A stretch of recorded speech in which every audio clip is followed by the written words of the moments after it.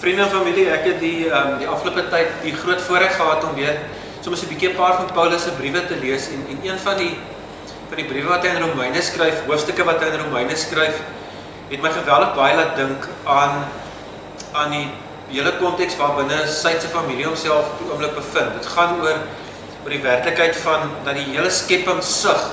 Ek het so 'n paar sondae gelede, weet ek, het ek daaroor in 'n preek in die gemeente gesels. Maar die teksgedeelte bly my na die afgelope tyd geweldig baie by. Ons as dominees het die afgelope tyd agtergekom dat die pastorale nood van mense wat ons verlaat het, se lys is vir die eerste keer langer as die sieke nood in die gemeente. Maar daar's nog 'n vorm van nood, en dit is hoekom Isaan vandag by my is. Daar is nog 'n vorm van nood wat my geweldig opval en ek het besluit om vir haar bietjie in te nooi in die gesprek, en dis ons gemeente se barmhartigheidsnood. Syne dit ook barmhartigheidsmaand is, wil ek nou vir u sê dat dit nie net pastorale nood is wat deel van ons gemeente konteks is nie, maar dat ons barmhartigheidsrealiteit in hierdie gemeente noemenswaardig gestyg het en dat die nood in barmhartigheid verseker toegeneem het. En ek het gedink, is miskien nie 'n slegte idee dat ons 'n bietjie met Isaan gesels, dat sy net vir ons 'n bietjie meer help met hoekom diens van barmhartigheid sug nie. Ons gaan nou in die volgende paar sondae, het ons nou ook al gehoor, gaan ons verskillende psalms hanteer en gaan ons 'n bietjie daarna kyk, maar is ook barmhartigheidsmaand.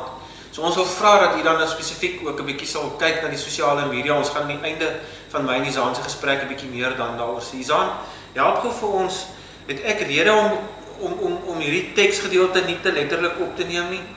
Of moet ek maar redelik bekommerd wees oor die barmhartigheidsnood in sy? Ja nee, ons kan maar sug. My hart sug elke dag, die nood is groot. Die nood raak meer en meer by die, ek wil amper sê by die dag, by die week, by die maand. Ons het hierdie maand 4 meer gesinne wat ons moet help as wat ons laas maand gehad het. So ja, ons harte by diens van barmhartigheid sug swaar. So nou, as jy praat van 4 meer huisgesinne, 4 meer adresse, ja, breek so 'n bietjie die nood af. Is dit hoofsaaklik kosnood, Isaan, of lê die nood op verskillende vlakke? Ja nee, in die verlede het ons dikwels as die nood grootliks kos, en dis dan ook hoe ons meestal gehelp het. Maar dat die nood groter en groter raak en verander is definitief 'n waarheid. Ons kry al hoe meer mense wat kontak en sê help, ons het nie geld vir krag nie, ons het nie geld vir babamelk nie. Mense wat op die punt staan om hulle woonplekke te verloor want hulle kan nie die huur betaal nie. Mense wat reeds op die rand van absolute armoede staan, wat sy enigste ryding breek, dis ook die enigste manier om 'n salaris te bekom, en hulle dan nie die geld om die ryding reg te maak nie, wat weer natuurlik dan daai probleme. So ja, die nood verander, definitief dit raak groter. Ons is lankal verby die punt waar ons net vir mense 'n kospakkie kan gee en kan omdraai en dink ons het 'n goeie gat toegestop. Die kosnood is baie groot, die mense is baie dankbaar daarvoor, maar ons sien op 'n weeklikse basis dat die kos wat ons gee nie al die nood verlig nie. So ja, ek het nou die dag toe ek 'n bietjie by julle gekuier het in die diens van barmhartigheid stoor en ons met die kospakkies se pak besig was, 'n ontstellende opmerking by een van die lede van die groep gehoor. En die persoon het die opmerking gemaak dat sy op 'n punt sal kom waar hy 'n kapasiteit bereik in terme van adresse. Met ander woorde dat ons dan nie meer adresse sal kan help nie. Omdat kos so duur geraak het en ander aspekte van nood die raak.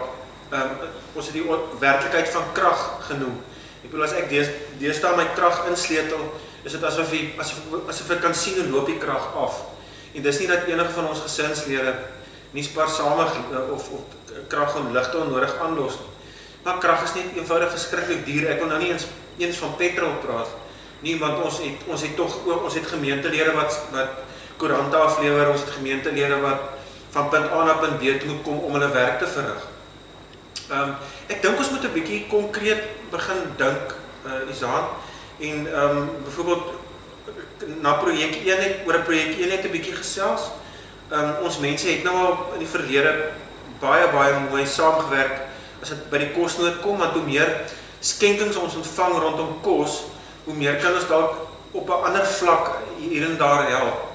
help, gee so 'n bietjie agtergrond, hoeveel adresse help ons op die oomblik wat kos betref, en dan gee vir ons so 'n bietjie praktiese riglyne oor wat kan ons mense skenk as dit by kos kom. Ja nee, hierdie maand is dit 25 adresse wat ons sal help, dit is die meeste in 'n lang tyd. Daar is ook al meer groter gesinne, ons vind waar mense, waar 'n ouma kom intrek en waar gesinne groter raak om saam geld te probeer spaar op blyplek en sulke tipe goed. En ja, ons is verseker hoe meer skenkings ons kry in terme van kos, hoe meer kan ons op ander maniere help met die fondse tot ons beskikking, dan hoef ons nie die fondse vir die koste gebruik nie. So ja, ons op hierdie stadium hierdie maand, ons kospakkies datum is volgende week, kan ons die mense help met 'n kospakkie, maar daarna is ons rakke weer leeg en ons is weer eens afhanklik van donasies en skenkings. Op die oomblik probeer ons ook nou in die winter vir ons gesinne klaar voorberei dat 'n sop gee wat gevries is, want ons vind selfs dat om te sê, luister, ons gee sopbestanddele want jy kan ver kom daarmee, is nie altyd realisties nie, die mense kan nie die krag bekostig om die sop te maak nie. Ons het ook besef dat iets wat die mense tradisioneel ook sal gee, is mieliepap. Want jy kom ver daarmee, jy kan het ver rek, samp kan jy ver rek, maar die mense kan nie die krag bekostig om het gaar te maak nie. So ons het ook begin om sommige maande samp gaar te maak, dit uit te gee, net om mense te spaar. Ja, ons probeer in ag neem dat hulle die krag min is, ons probeer regtig waar kyk hoe ons op sulke maniere kan help. Kos wat ons blikkies kos, bully beef, blikkies vis, blikkies groente, baked beans. Ons gee vreeslik baie 2-minute noodles ook uit, want ons probeer ook dink aan ons, veral ons enkel mans, wat jy kan miskien vir hulle 'n pak meel gee en 'n bottel olie met die idee bak 'n vetkoekie, maar ons weet die mans het nie altyd die vermoë nie, party se blyplekke laat nie toe dat hulle toegang het tot 'n volledige kombuis miskien nie.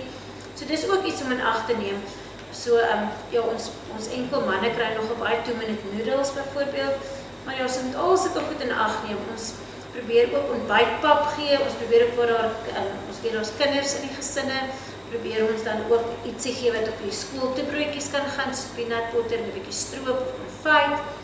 Suiker is, ons mense is baie lief vir suiker, almal soek maar 'n koppie koffie met 'n ekstra lepeltjie suiker.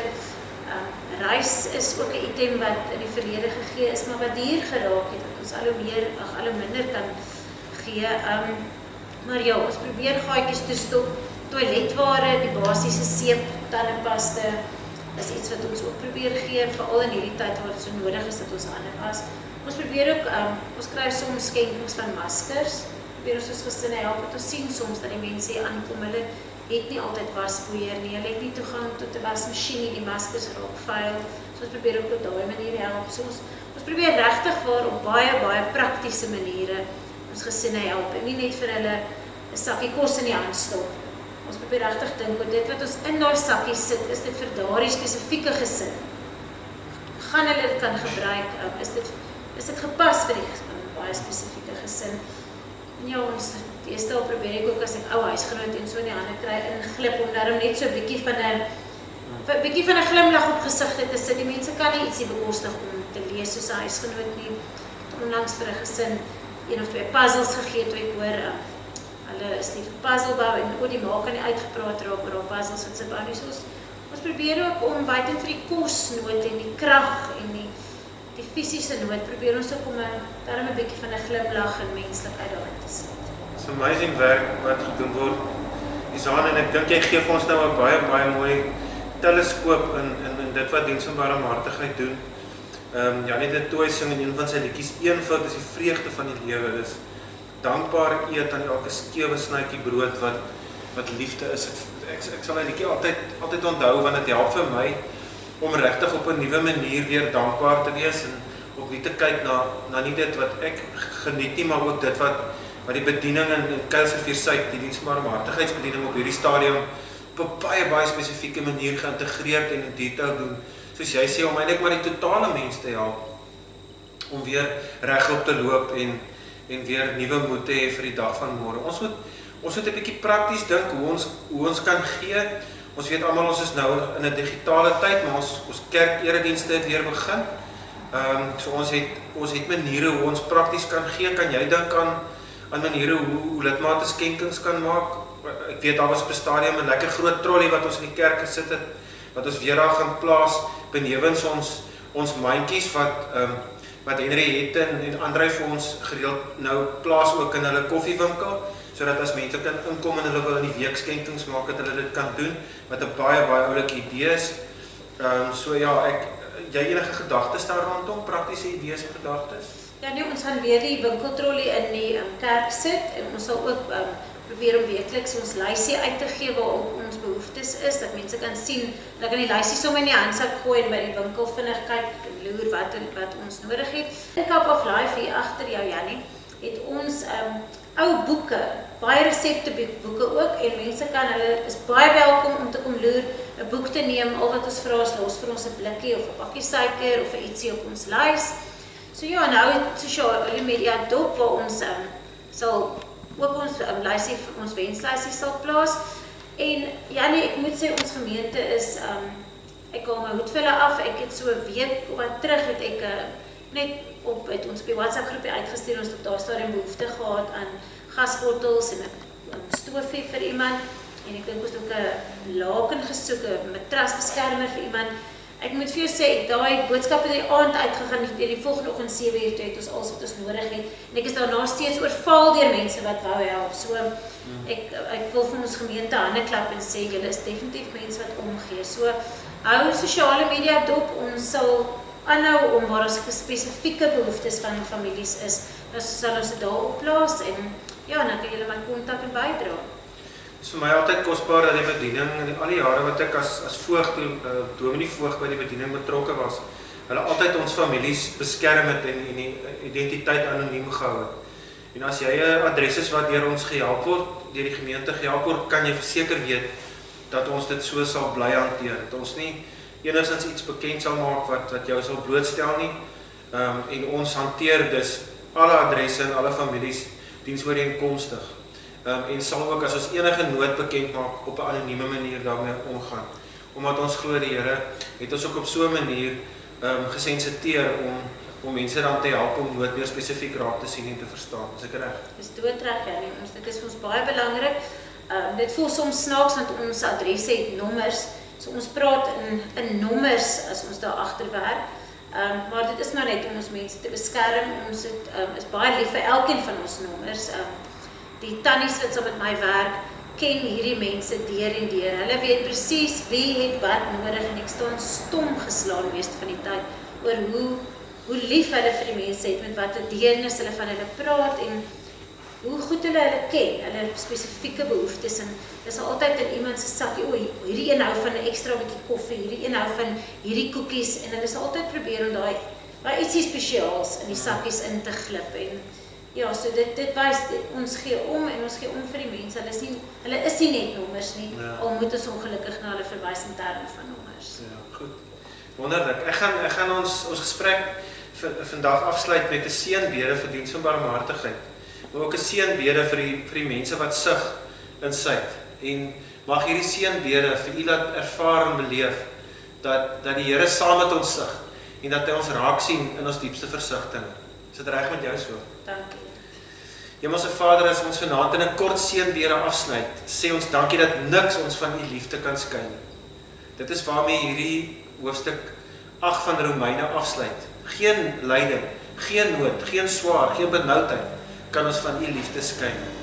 As ons nie woorde het nie, is u ons woorde, o Gees van God.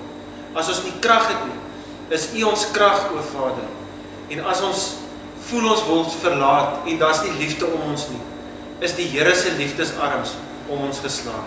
Nie net as 'n bediening, diens van barmhartigheidsbediening nie, maar ook as lidmate wat in hierdie tyd die sug van die samelewing ervaar, beleef en aan hulle lyf. Amen.